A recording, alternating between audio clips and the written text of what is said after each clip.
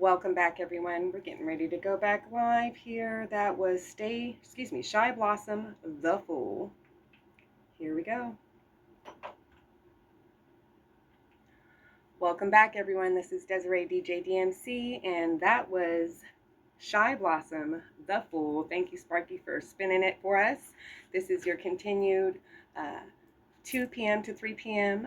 Talking Points and Podcast. I'm Desiree DJ DMC, and we're throwing some music in the mix too. I appreciate Sparky's lineup, and soon in the fall we'll be working in some of my eccentric music tastes as well. So again, before the break and before the two PSAs, I went over the fact that I went down to the Capitol and was able to be one of the many representatives, basically being an activist in the community, representing Sacramento and Sacramento State in the best of ways possible by supporting various bills and laws that are taking place or not taking place based on our involvement. So I collected some of the other bills that were on the Senate floor that day that I really felt like were important to the community and needed to be talked about. So all of this information is public, by the way, for anybody at home who's into politics or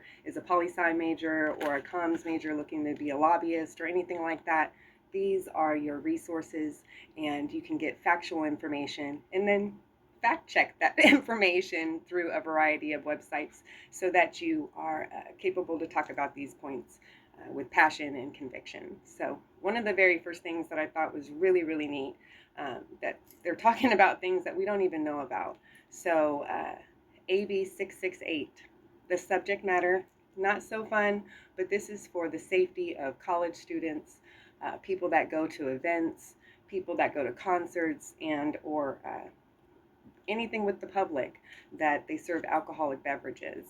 AB668, Lowenthal was the person who suggested it to the floor. Original version was July 9th, 2025. It got a fiscal yes, so that means that they're planning for it, if you will.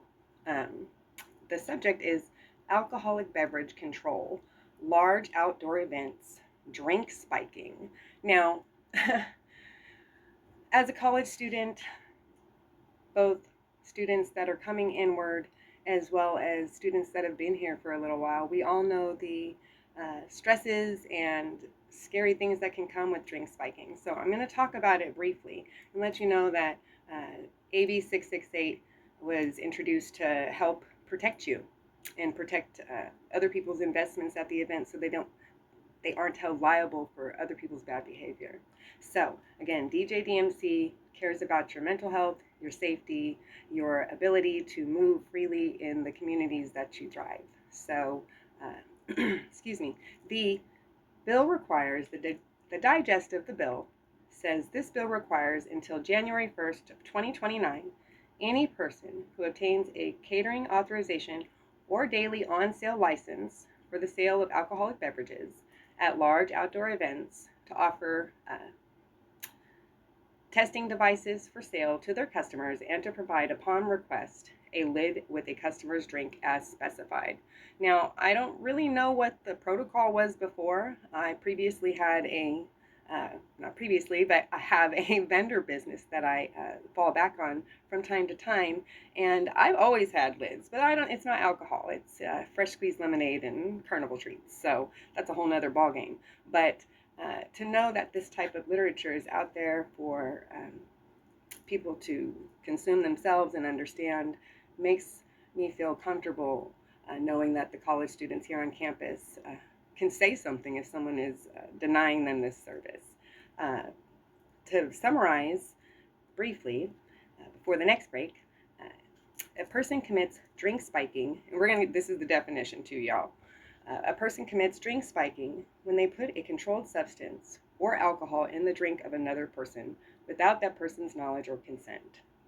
Adulterating another's drink is in of itself illegal, but a drink spiker usually engages in drink spiking with the goal of perpetrating another crime on the victim, often SA or other terrible things. So The most common method of spiking is placing the unwanted substance in another person's drink. Though food can also be spiked, current law requires until 2027 licensed bars and clubs to make drug testing devices for spiking things and lids available for sale to patrons, and to post specified signage relating to the availability of tests. So if you're ever at a super large event off campus, you're ever worried and somebody is acting suspicious and you just want to make sure, know that the law here in California is behind you. That is AB668. Now, I won't bore you with the rest of the stuff because we got a few other ones that are kind of interesting to know, and you can find all of this information on your local government websites going over assembly bills and current legislature and processing legislatures. So, again, I'm DJ DMC. That's enough out of me for now. When I come back, we're going to go over a new farmers market in the area, and it's really, really neat. Offers tons of other types of resources, but the main thing, of course, a fresh farmers market. So, again, thanks for being with me, y'all. I'm going to hand it back to Sparky for just a second, finishing up the tail end of this song, and I'll see you soon. All right.